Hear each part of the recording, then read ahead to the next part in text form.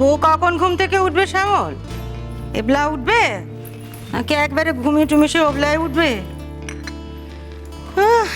বাড়ির বউ পায়ের ওপর পা দিয়ে ঘুমোচ্ছে, আর হয়েছে যত জ্বালা। কেন ও তো অনেকক্ষণ আগেই ঘুম থেকে উঠে পড়েছে। উঠে গেছেটা কোথায়? নিচে তো নামেনি। হ্যাঁ, আমিও তো মেজবৌমাকে দেখলুম না। তো নিচে নামেনি কি বলছে গো? ও তো ঘরেও নেই, আর ওপরে কোথাও নেই। নেই মানে? কোথায় গেল?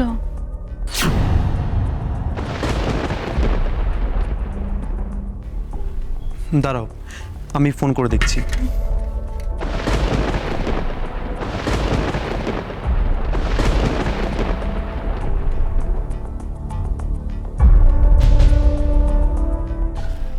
রিং হচ্ছে বর্দা? হ্যাঁ, বাজছে।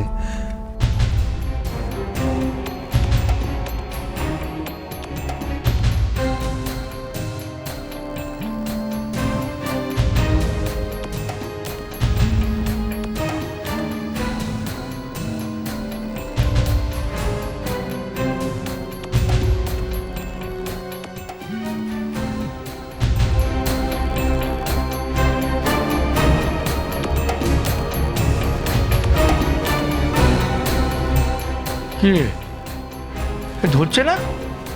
না বাবা, ফোনটা বেজে গেল, ধরলো না। কোন কোণে গিয়ে বসে আছে যে ফোনটাও ধরতে পারছে না?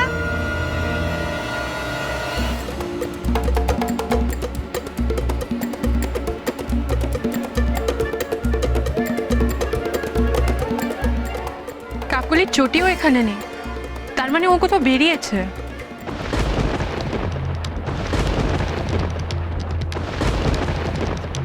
কি মুশকিল বলো দেখি। হ্যাঁ, সকাল সকাল মেয়েটা কোথায় গেল? যেমন ওই কালকে না মেজবৌমাকে ওভাবে বলাটা আমার ঠিক হয়নি, একেবারেই ঠিক হয়নি।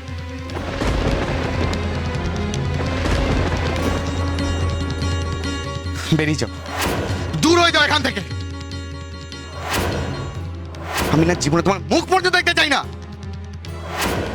এই অসুস্থ শরীর নিয়ে কোথায় গেল বলো দেখি। হ্যাঁ, একা হলে না হয় ভাবতাম না, সঙ্গে আমাদের বংশের বাচ্চাটাও রয়েছে। আমি বরং একটা কাজ করে চটিগুলি বাড়িটা দেখে আসি। হ্যাঁ, আমি বরং একটা কাজ করে চটিগুলি বাড়িটা দেখে আসি। হ্যাঁ।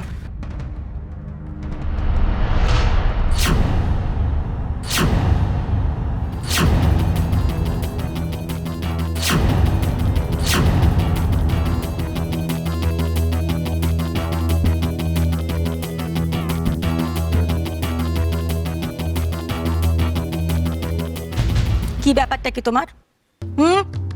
বাড়ি থেকে যখন খুশি বেরিয়ে যাচ্ছ, কাউকে কিছু বলবার প্রয়োজন মনে করছো না? তুমি কি ভেবেছোটা কি? শোনো, আমার বাড়িতে থাকতে গেলে না এই সমস্ত বাউন্ড গুলে পণ আমি মোটে সহ্য করবো না। মা, আমি বাড়িরই কাজ করতে গেছিলাম।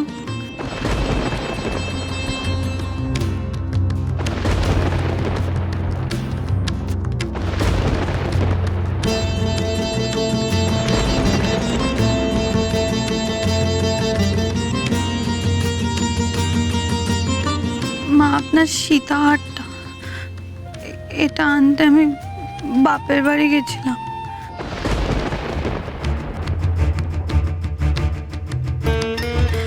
হারটা না আমার গলায় কেমন কাটার মতো আটকে ছিল, তাই আজ সকাল হতে না হতে ও বাড়ি গেছিলাম হার আনতে। মা, মা, আমি আপনার পা ছুঁয়ে প্রতিজ্ঞা করছি, মা, এরকম কাজ আর কোনোদিন করবো না।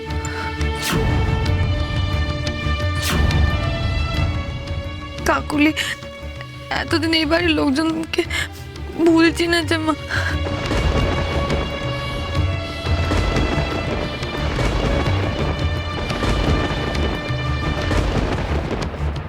এত বড় একটা ভুল করার পরও আপনারা আমাকে মাফ করে দিয়েছেন, মা। আমি তখন বুঝতে পেরেছি যে আমি আমি আপনাদের কতটা ভুল বুঝেছিলাম, মা।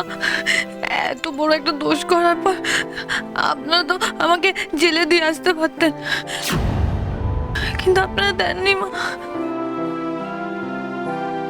ঠিক আছে ঠিক আছে, পথি মেয়ে মানুষকে আর চোখে জল ফেলতে হবে না।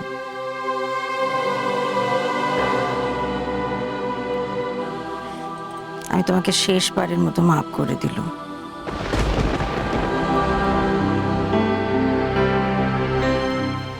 প্রত্যেকটা মানুষকে সুযোগ দিতে হয় বদলানোর। তুমি সে সুযোগ অনেকবার পেয়েছো, কোনো বদলই তোমার মধ্যে ঘটেনি। এবার দেখি কোনো বদল ঘটে কিনা।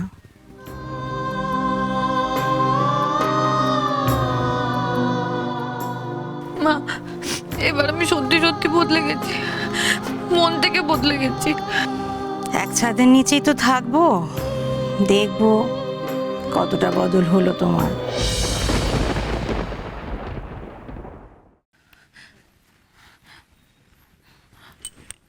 আমায় ক্ষমা করে দাও মা। মা, আপনি যদি বলেন আমি তাহলে বাপের বাড়ি কারোর সাথে কোনো যোগাযোগ রাখবো না।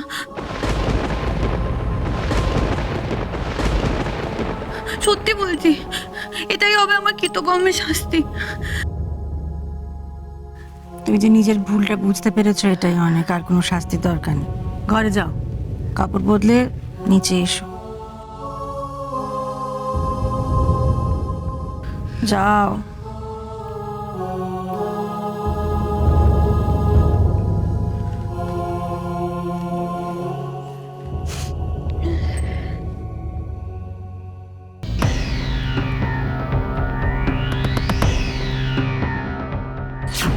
কাকুলি রে, কি দারুণ অ্যাক্টিং করিস তুই।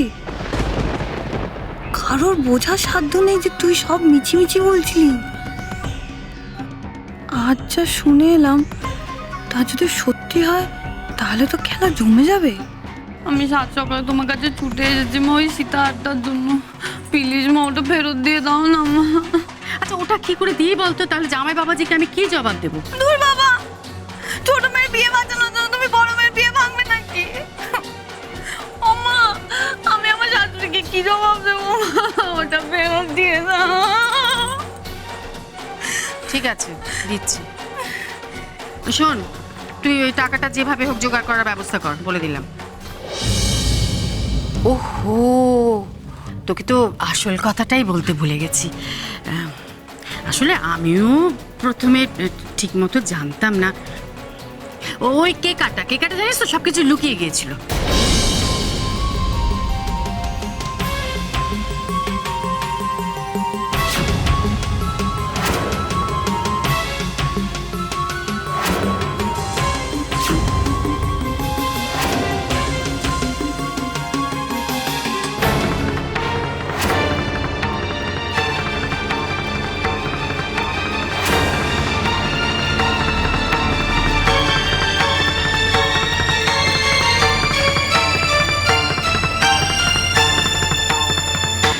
এই বাড়িতে আমার মাকে অপমান করা হলো।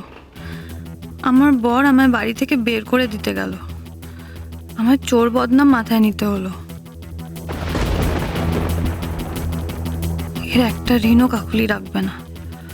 সব কটা হিসেবে সুদে আসলে মেটাবে, না হলে আমার নামও কাকুলি নয়।